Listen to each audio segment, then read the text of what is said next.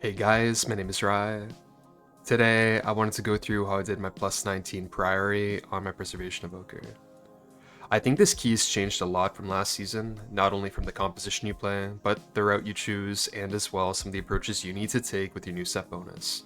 I'm going to go through how I time this key on a non-resilient version with my Call of Ysara setup, which I think is very important in here. I don't think tempo charged as I've gone through the season is actually that good, and I think that a lot of guides that are pressuring you to play tempo charged instead of koi, they might have some merit in some cases, but I'm going to show you everything that you need to do in this keystone to achieve success. And I think that this is going to be the approach I take all the way to probably plus 21 this season.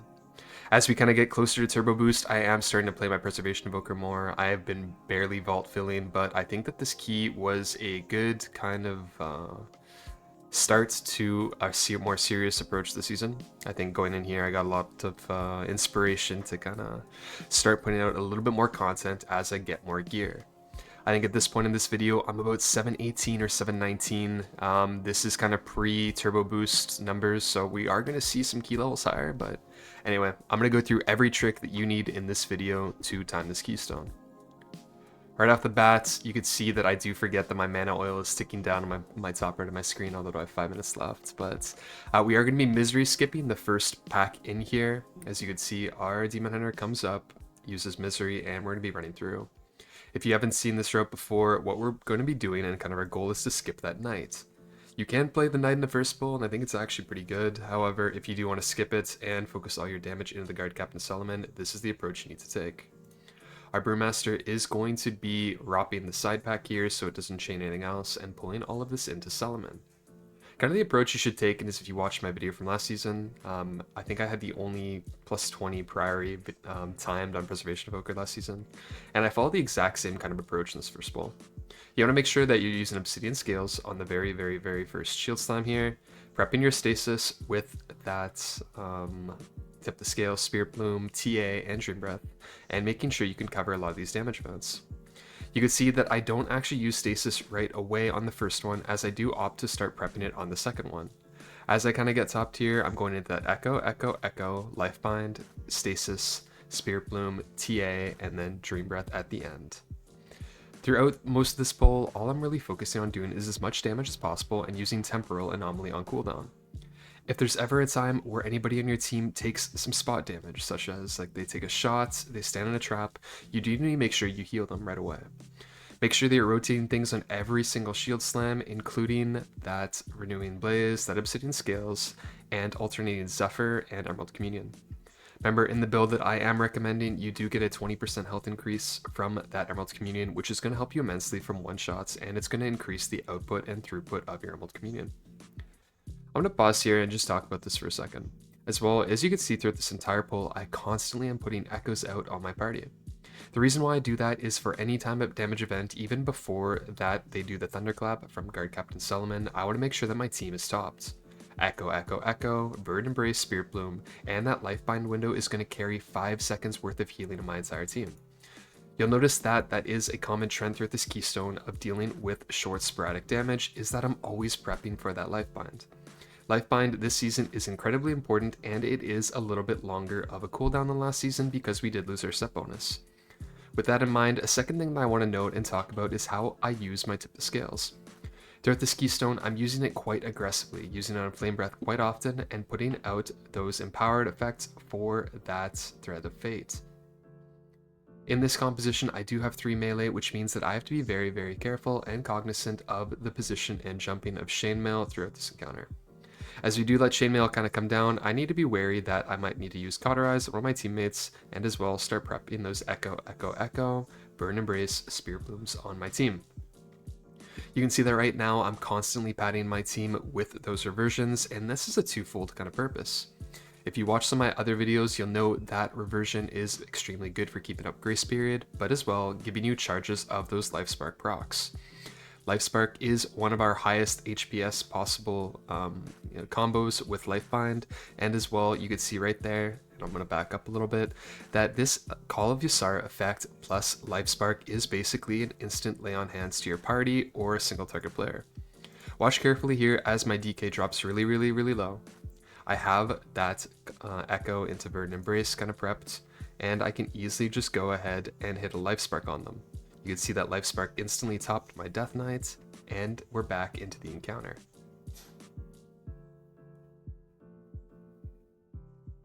Throughout this encounter again, all I'm really much doing is keeping those echoes on my party and using that same combination I've been doing throughout the start of this keystone. I have had some questions being like, Rai, how important is damage this season? How important is, getting a high amount of haste? And how important is using your tip to scales off cooldown to kind of maximize your damage and healing? I'm going to work backwards on that question, and let's start with tip to scales first. You should, as often as possible, be using that tip to scales off cooldown because it is going to give you additional cooldown reduction, movement speed, and haste. More importantly too, because of the way that the CDR works with tip to scales, it is going to be less than a 1 minute cooldown, meaning that for about 30 seconds of every minute, or about every 55 seconds, more than half a minute, you're going to have this temporal burst active, which is going to give you the cleaving chronoflame. This cleaving chronoflame in conjunction with Life Spark, in conjunction with Koi and other benefits, is just a massive amount of healing and damage. I think the second part is how much haste should we be running, and in a keystone like this, I'm actually still running 40% haste. I think I'm a little bit on the high end of the haste spectrum, and I think I probably should be doing about 30 right now.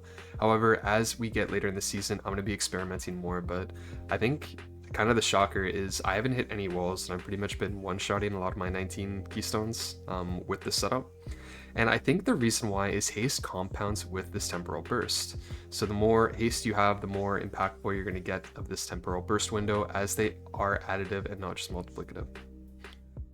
So I guess the reason why I talk about that is there are a lot of cooks this season in regards to secondary stats. And I think one of them is, you can actually opt to drop some of that haste and put it into crit, into mastery, or into verse.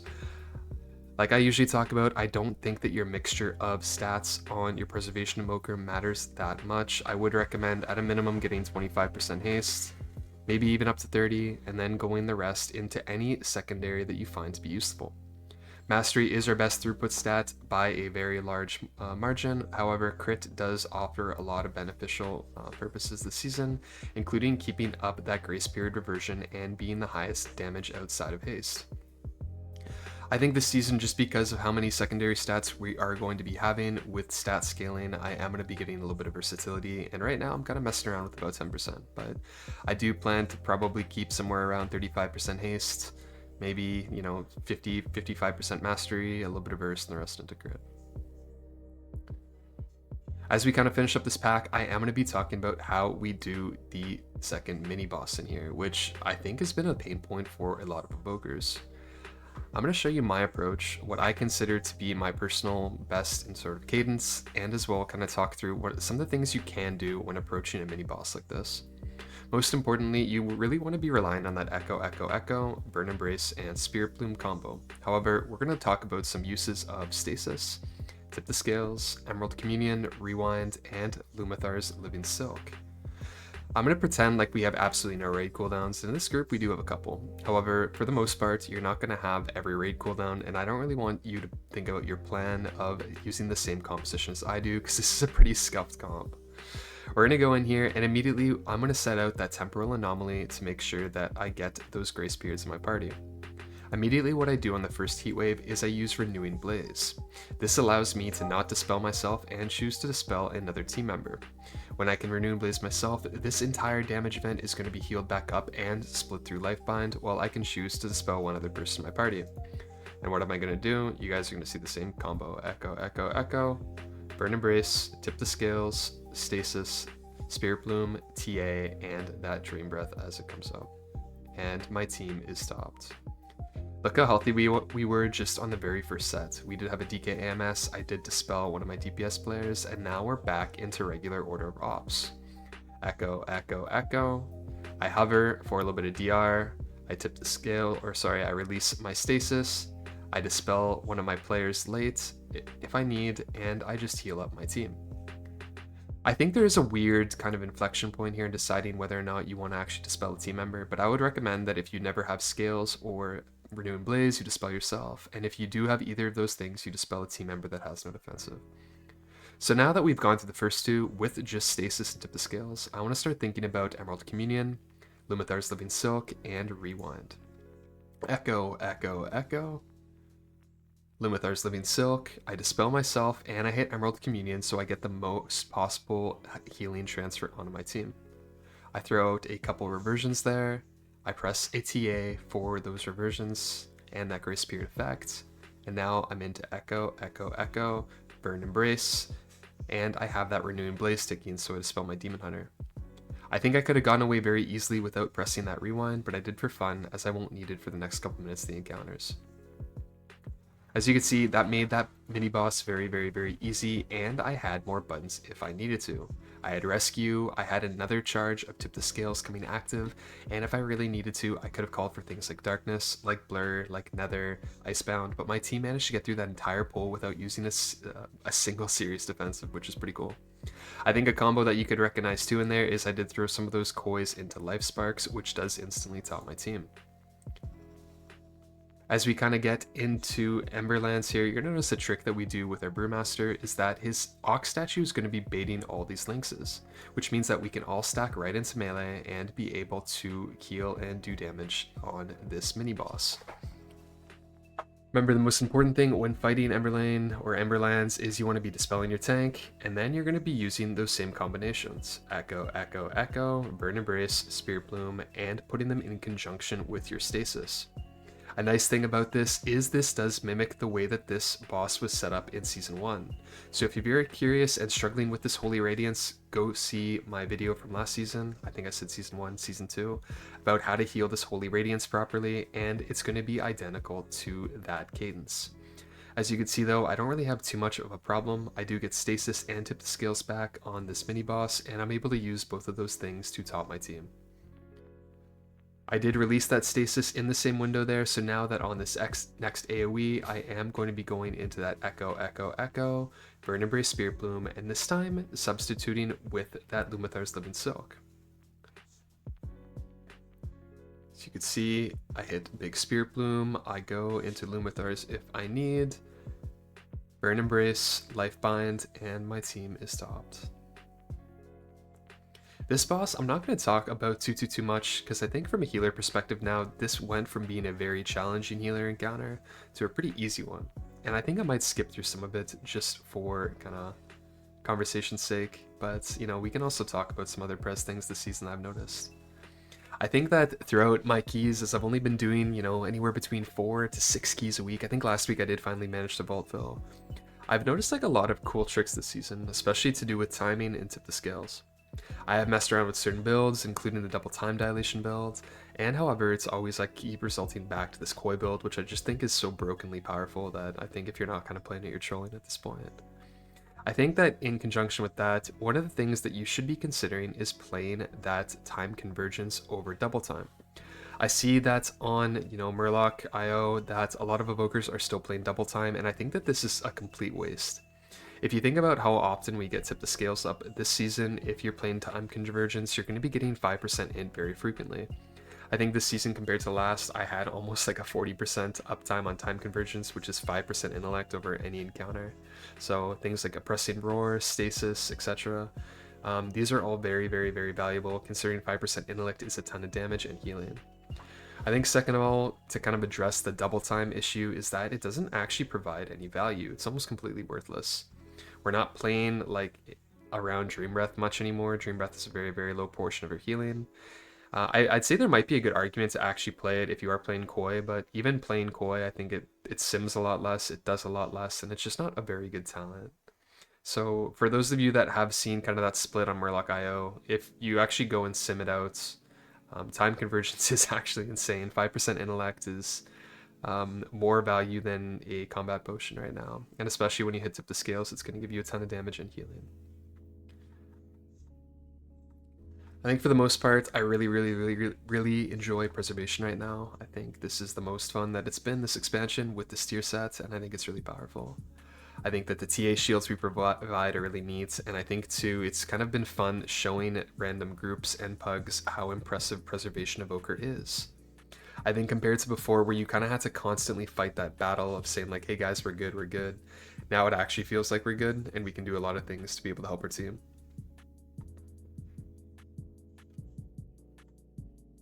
As we kind of get to the end of the boss here, you're going to notice the exact same thing I talked about from last season is I want to be leaving this boss and going into the Bloodlust pool of the dungeon with Tip the Scales and Stasis. If we have neither of these things, we want to be sure that, you know, we're giving ourselves a little bit of time and respecting the fact that the big Paladin pool can do a lot of damage. On this boss particularly, we're in no rush whatsoever to top everybody up. So as you can see, I'm doing about 1.7 million to target. I don't really have crazy gear. I'm not really geared for DPS right now. I think that if you're just using Tip the Scales off cooldown on bosses like this, especially when you're doing 2 or 3 target, you're going to notice a pretty massive DPS increase. Anyway, I'm going to skip ahead here 30 seconds for the sake of time as we do conclude this boss. As we go into the Paladin pool, our tank is going to be pulling these Paladins on the middle here into the right pack of Paladins, and we're going to be hitting Bloodlust.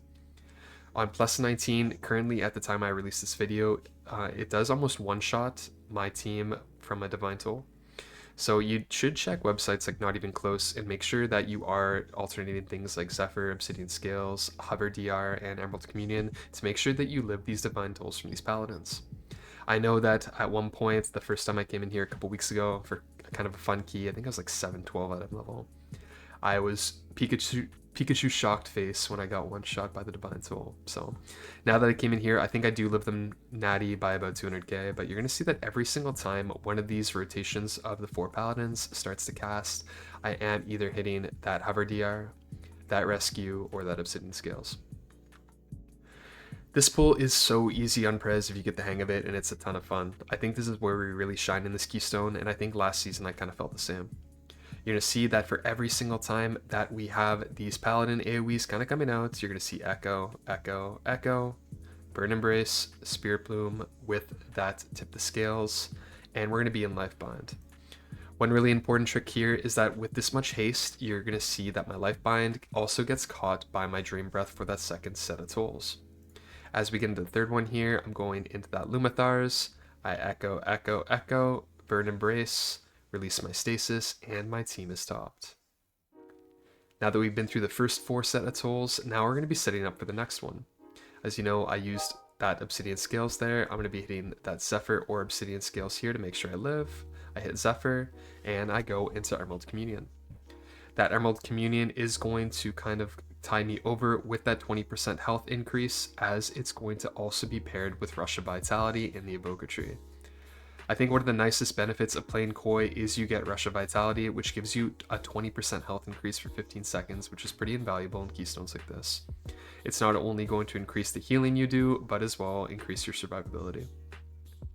As you can see, even with a pretty mid-mastery 40% haste build, my Spirit Bloom, even without Life Bind, tops my team very fast.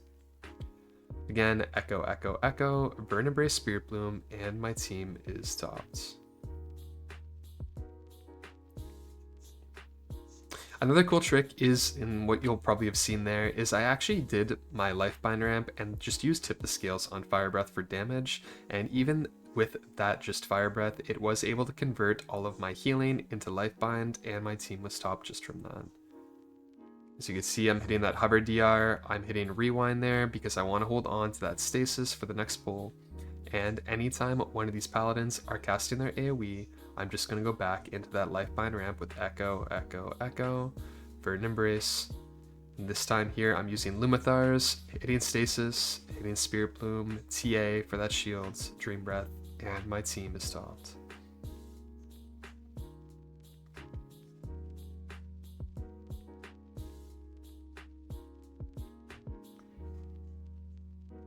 As we go into this Paladin pool, we are only fighting 1 Paladin at the second here, but as this caster goes down, we're going to get a couple more. I get cast on, hit Time Dilation on myself, and I release that Stasis to make sure that my team is pretty healthy. I'd be very, very cautious about using Time Dilation in these pulls, and the reason why is that Time Dilation is going to tick you down from that 100% health kind of ratio. So if you are relying on being full health to survive these Paladins, TD might kill you or somebody else. Time Dilation is very, very good against one-shots, but for these prolonged kind of spiky rot situations, it can be kind of difficult to play around. As you can see, these paladins are about to start casting. What do? Echo, echo, echo, Burn Embrace, Spirit Bloom, and my team is topped. As you can see, I also abused that Call of Ysara Living Flame, and it did just as much healing as that Spirit Bloom. I was able to use a combination of two buttons there, both Living Flame and Spirit Bloom, to top my team through both of the Paladin AoEs. I do hit that Renewing Blaze, I hit that big Spirit Bloom, I call for that AMZ, I hit that Dream Breath, and my team is nice and stable. And I don't want to say that they're topped because they're kind of not, but I am wanting to sit on Emerald Communion for the boss. What you are going to see on this boss is that I'm calling for my Death Knight to pop as many of these orbs at the same time. And Preservation has a pretty good trick for that. And I think what's really nice about it is if you have your Lifebind ramp set up for any single time a Castigator Shield or one of those Sanctified Soaks kind of goes on, you have a way to infinitely top your team instantly. Lifebind is 5 seconds, so if your Death Knight is hitting AMS and going to soak those Sanctified Orbs, you're going to have a really easy time with this encounter. My approach also has changed a little bit since Season 2 because of that 1 minute tip to scales, but I'm going to show you and how to walk you through this boss without having to actually use any big defensives or offensive cooldowns. If you did really want, I think you can get through this boss completely perfectly fine with just tip the scales and stasis, so you could save Emerald Communion up top. But if you do feel like you want to use it for that health increase or to stabilize one of these soaks, go ahead and use it, as it is a great tool on this. So as you can see, I hit that Lifebind, I hit that stasis, I hit that big Spirit Bloom, TA, Dream Breath, and now I'm waiting for my tank and my warrior to each take a soak. I do hit that tip the scales to get myself into Temporal Burst, and now watch as my Living Flame or my Chrono Flame heals up my team without me having to do anything. When you are in Temporal Burst and there's only one target and your party is taking single target damage, this is an amazing way to do damage and heal at the exact same time. Watch here carefully as I'm just kind of like healing everybody up with Chrono Flame. I release my stasis, I hit Zephyr, I hit Renewing Blaze, I hit that Lifebind, and I go into Emerald Communion. Again, I had a lot of outs there. If I just wanted to plant and cast a big Spirit Bloom, my team could have also been topped off, but I did just choose to Lifebind as it was kind of cozy and I don't really need it for the next little while. But if you did want to, every single time, just get away with using that Echo, Echo, Echo, Burn Embrace, Spirit Bloom, your team will be topped. Again, same thing with every Castigator Shield, Echo, Echo, Echo, Burn Embrace, Spirit Bloom. And the reason why you always want to default to Spirit Bloom here is also the fact that with that Primacy talent, you're going to be getting 9% haste. For every target hit by your Spirit Bloom, remember as Chrono Warden, you're going to get a stack of Primacy. Primacy does stack up to 3, meaning that with 3 charges of Spirit Bloom on your party, you are going to get 9% haste for free, which is a pretty significant damage and healing increase. Primacy also does reduce the cooldown of that Verdant Embrace, so you're going to get Lifebind back even faster, which is one of the main reasons why that haste is so good on Preservation Evoker. I hit that TA, I do hit that tip the scales, I release that stasis, and my team is topped. My DK does unfortunately have 1 stack of that debuff, as I didn't time dilate him there. If you do choose to TD your DK on this encounter, they can actually get away with getting a full absorption on their AMS, and they'll actually never get a stack of debuff. If you do find that your team has to all soak these and you don't have somebody that can immune it, you can get away with just using that stasis ramp for that Echo, Echo, Echo, Burn Embrace, and just healing through it like you normally would. I think you have to put a little bit more effort into the encounter, but it is very healable just using that same ramp order of operations. As you can see, my warrior's taking a little bit of healing here, but it doesn't matter too much. I'm not in Temporal Burst, so I can't instantly heal him, but I am able to just do a little bit of passive healing on him with that Echo into Reversion, and I'm watching these Castigator Shields. I would say good practice too is using TA off cooldown on this fight, as you know your health can drop pretty low from the Castigator Shields. So keeping that TA shield is going to be like a 2 to 4 million shielding increase in your party, and going to be really helpful. At this point in the key, we have about 12 minutes and 15 seconds left. We have 0 deaths, and again, this isn't a resilient key, so we had to kind of come in here and win. So far, I'm a little bit anxious because this is a pretty big keystone, I think, for our region. I think when we timed this was still region 9 or 10. But as we get into this last pack, again, 2 Paladins, Echo, Echo, Echo, Bird Embrace, Spirit Bloom, and my team is topped. You could see how low I absolutely dropped there too, just from using that hover DR. I think I used it pretty early. But if you're choosing to use hover DR in these Paladins, instead of using Obsidian Scales, you do have a risk of timing and potentially like missing out on your healing globals. Like right there, I used hover right before I hit that Verdant Embrace, and my team is topped. I would say the next 2 pulls in this dungeon, or maybe even the next 4 pulls, are probably the hardest part of this dungeon. I've seen a lot of groups fall apart here. I see some pretty crazy resil sessions in 17, 18, 19 when I tune into streams, and it's usually with groups wiping in this area here. I'm going to show you everything you need to do as a healer, and specifically on Preservation Evoker to get through it. My number 1 tip is going to be come up here and look at everything I have available, right? I was very conservative on that boss. I didn't use Rewind. I used Communion early so I could get it back. I'm going to have Stasis and Tip the Scales. And so for this first pull, we're going to have 2 Paladins and a Light Spawn.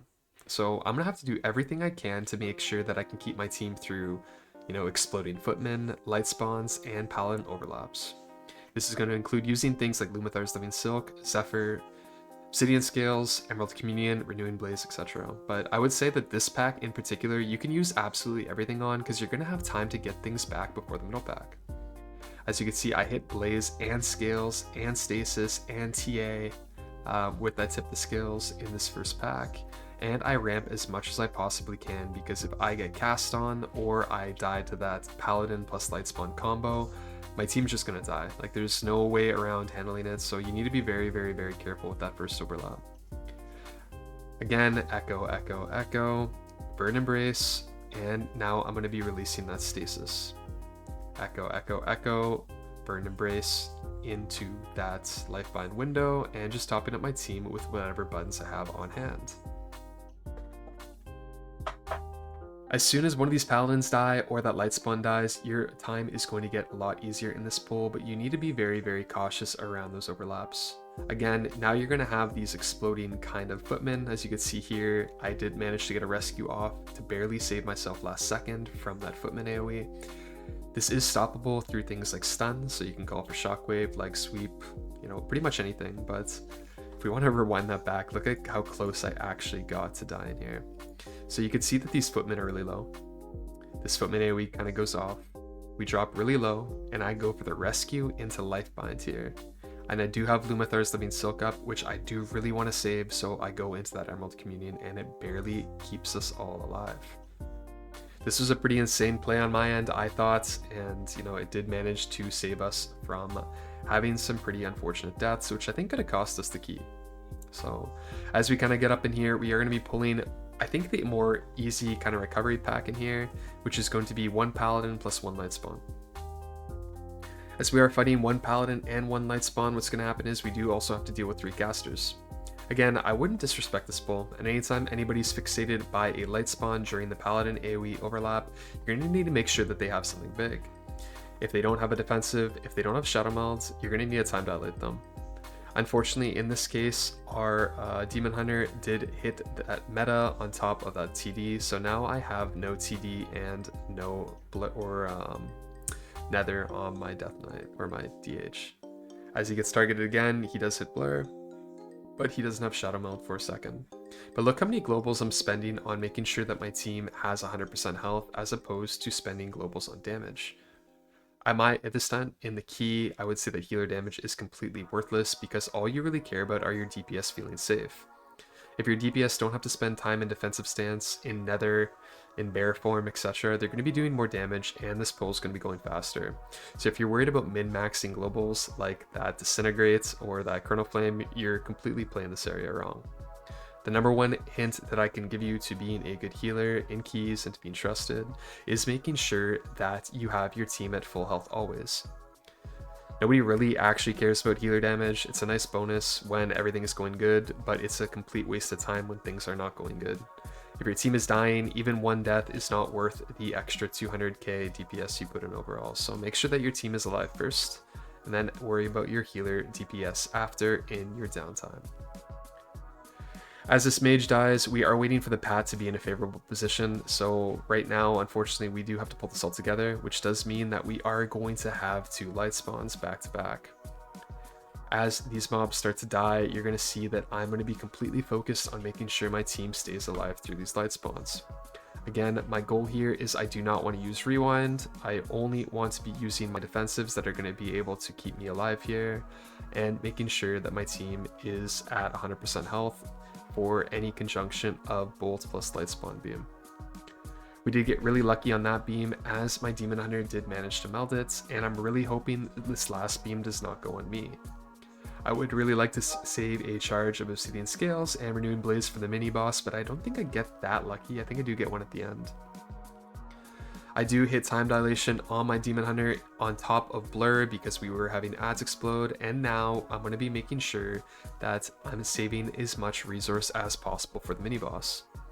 I think the mini boss can also be a huge pain point in this dungeon, and so as I get targeted by this last kind of beam, I do get gunned down in the street by the exploding footman.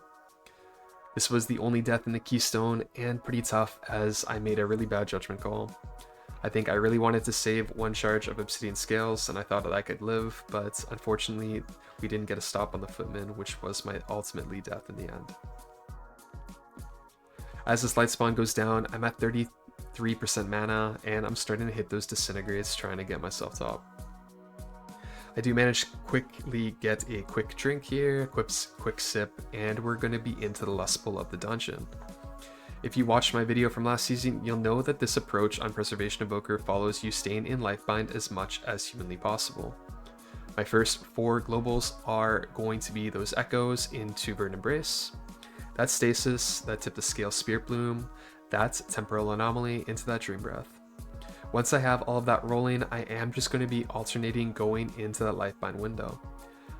With as much haste as I have, I can keep going into Lifebind and rolling as much healing as I need to get my team topped. I want to at least save one charge of that Obsidian Scales for late in the pool when these ads are exploding, and as Bloodlust starts to fade, you're going to start to see that I'm using bigger and bigger healing buttons. I do hit that TA, that hover, and I'm waiting to use Lumathars here. As I hit Lumathars, I hit Rewind to make sure that my team has as much health as possible for the explosion, and I hit that Emerald Communion as these last footmen explode. If I really need to here, I can hit Tip the Scales again, but I really don't want to, and my team does manage to live this last explosion. We are going to be going into the boss, and I'm going to show you a couple tips of what you need to do to be able to heal this boss with these. I would say Prioress Murpray is one of the hardest encounters if not done right. The reason why is that if her inner fire overlaps with her blinding light, it's a really easy way to enter the one-shot territory. What I mean by that is you're going to be receiving ticking AoE damage at the same time blinding light goes off. A way to avoid that is that you don't kick the boss. Your opportunity cost for this is that your tank is going to be taking a ton more damage and you're going to have to do a lot more healing to them. Luckily, as Preservation, this is pretty easy as you're just going to be able to heal them up with some of those golden hours, and because we have trash on the boss here, it is a really easy time to hit that fire breath. You'll see that for every single time we get that inner fire, I hover for the DR, and for this first one, I'm hitting that Stasis with that Echo, Echo, Echo, Burn Embrace, Stasis, Tip the Scale, Spirit Bloom, and my team is topped. I do release that Stasis very, very early here, as we did receive a little bit of spike damage, but now I'm making sure that I'm using Temporal Anomaly and cooldown. Blinding Light comes out, I Zephyr, and I go into Lifebind.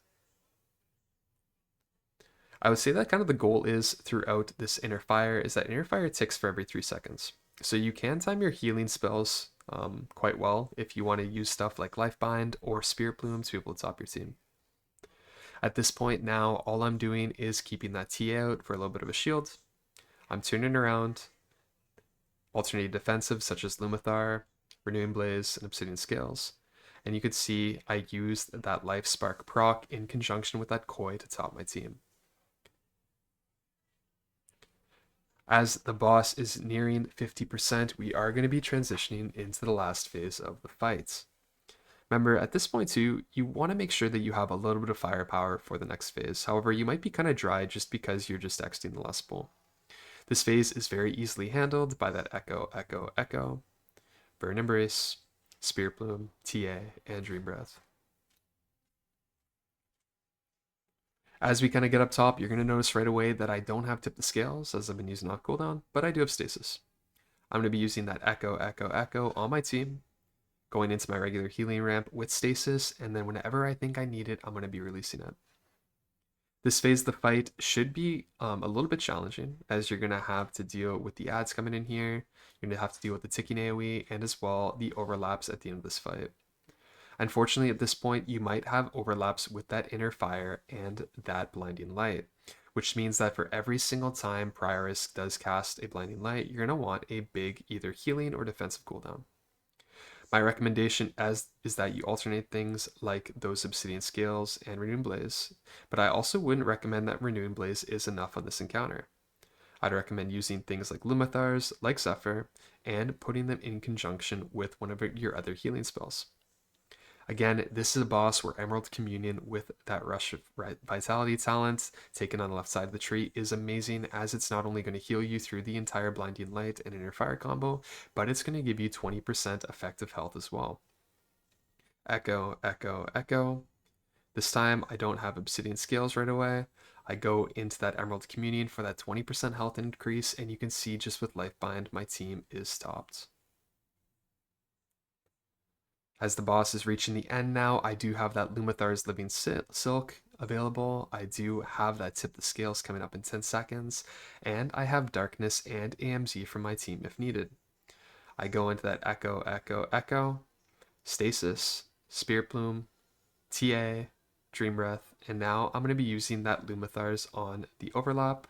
I pre-hover, call for Dark, I release my Stasis, and my team, their health isn't even moving. I can't even say my team has stopped because, well, there you have it. I think I could have hit rewind for fun here if I really, really wanted to, but at this point, the boss is dead, and I've taught you everything you need to know about doing the Priory of Sacred Flames on Preservation Evoker this season. Hopefully this video helped you overcome this keystone and gave you some helpful tips.